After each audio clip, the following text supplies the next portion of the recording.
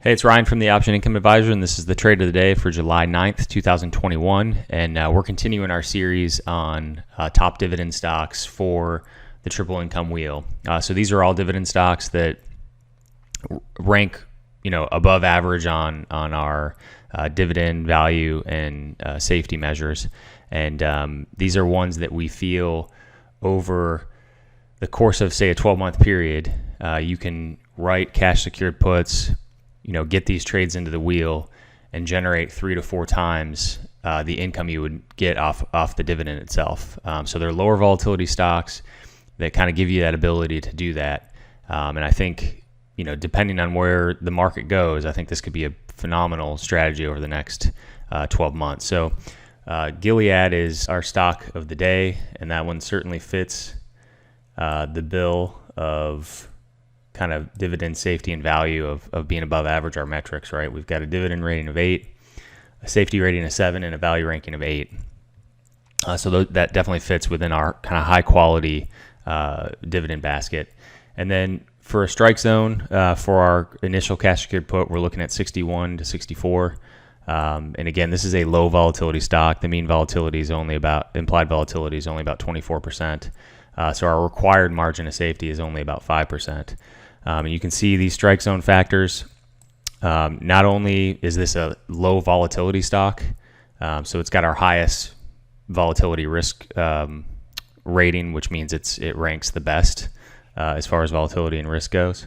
And then pullback indicator is 9. So that means the stock has also pulled back quite a bit, right? So both of these factors is what is kind of driving this required margin of safety to be at a level of about 5%. And it's kind of what you would expect with a stock of this kind of volatility level.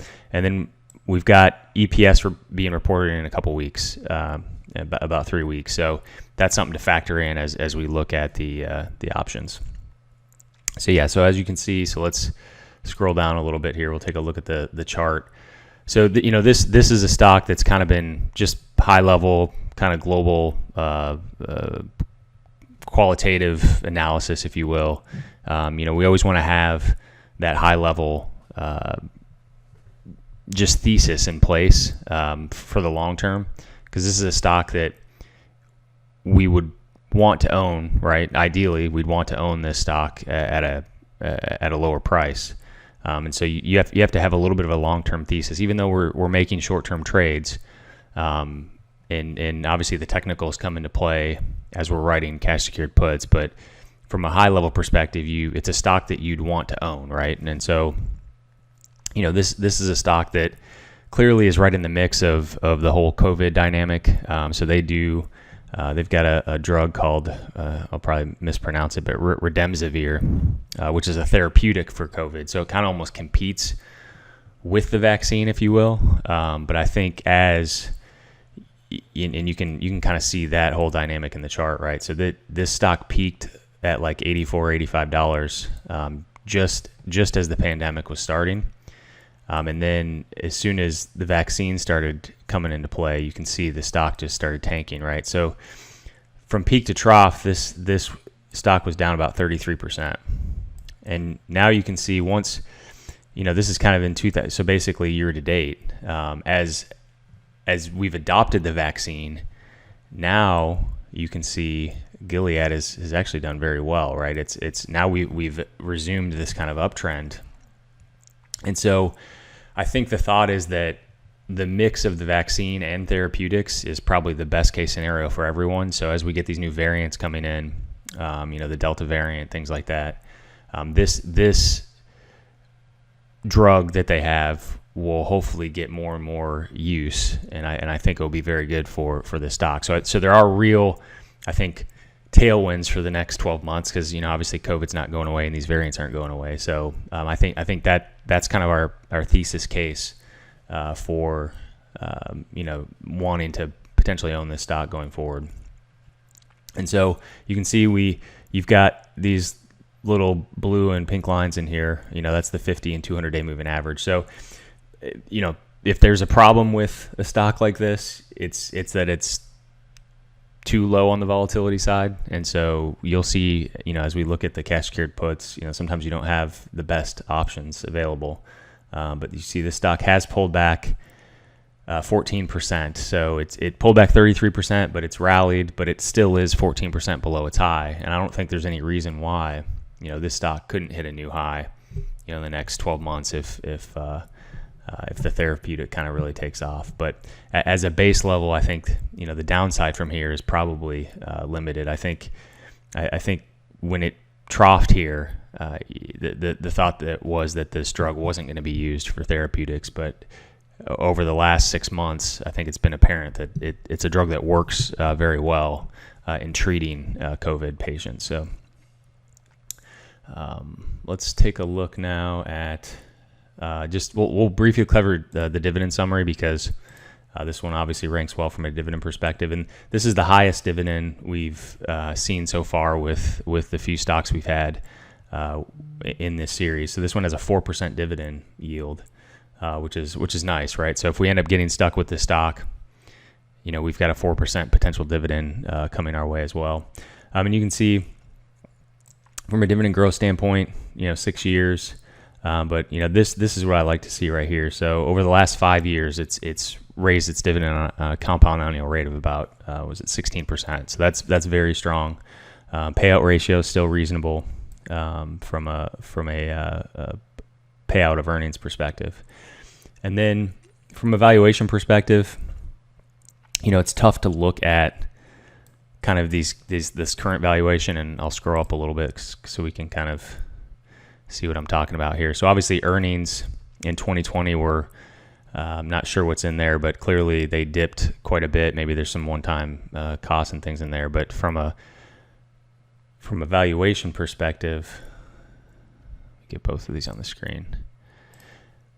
The current is based off of this 10 cents of EPS, which is not, at all accurate of what this company is probably producing, right? So the EPS, the forward EPS based on this $7 a share, right, which makes a lot more sense. So we kind of want to look at this forward data. So on a price to sales basis, we're right there with their 5-year average.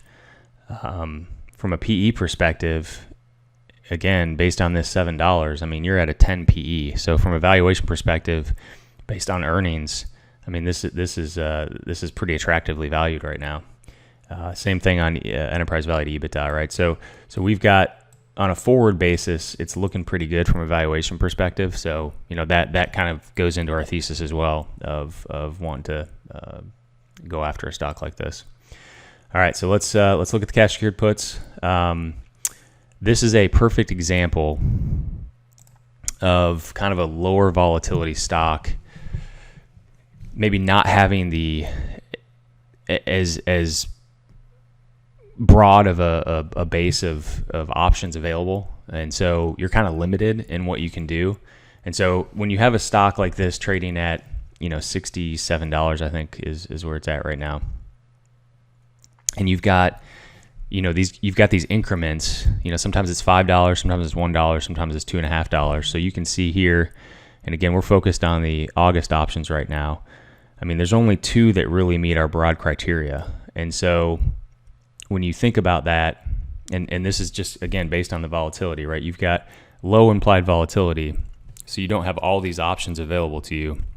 Because if you go down to the 60, for example, you're not going to get any return at all, right? It dips below. I think my minimum here is 0.5% to make this list.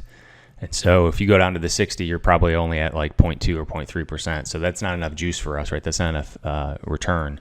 And same with, on the upside here, if this one, so again, this stock's trading around, 67 and a half.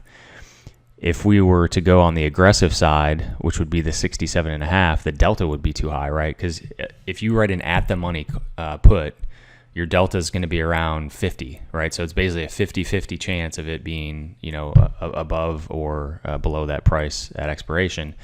And that's not a risk that I really like to take with this strategy. Like, you want some margin of safety. With a stock like this, it's going to be less margin of safety than normal, but you want some form of margin of safety. So as we're looking at these, again, the high end of the strike zone is 64, so that's why this 65 is not in the strike zone. Okay, we do have earnings risk. So again, this is a low volatility stock. We don't have great margin of safety, but again, I kind of like the area that it's in, and we've got some support around that 64 level. In the short term. And so I would say if we're going to transact in this one, and I would be comfortable with this, you've got 1.2% on this 65. It still gives us a 4% margin of safety. And it's at the high end of our delta, but again, I think that's okay for a stock like this, especially one that's a 4% dividend payer. So I would say this one as our base, and because we really don't have a good aggressive one, again, I would say this would be probably okay just for the aggressive side too, if you wanted to transact. If you are one that's kind of tracking our aggressive portfolio, maybe you just pass on this trade, right? Maybe this is just too low volatility for you, and that's okay, right? There's plenty of other opportunities out there. I think this is just a perfect case study for saying, every stock doesn't necessarily have an option that meets your criteria, right? This one meets the base strategy, and obviously it has one for the conservative strategy, right? The 62.5 will be great for the conservative strategy. It gives us a 0.7 and then a 7.7 margin of safety, a delta under 20. So probably not one for the aggressive. Good one for the base, good one for conservative, but I do like this stock going forward. So as always, in the articles or in the video, comment below. Let's talk about your position here. Tell us how you like it. It's always helpful for us. So that's our trade of the day. Take care.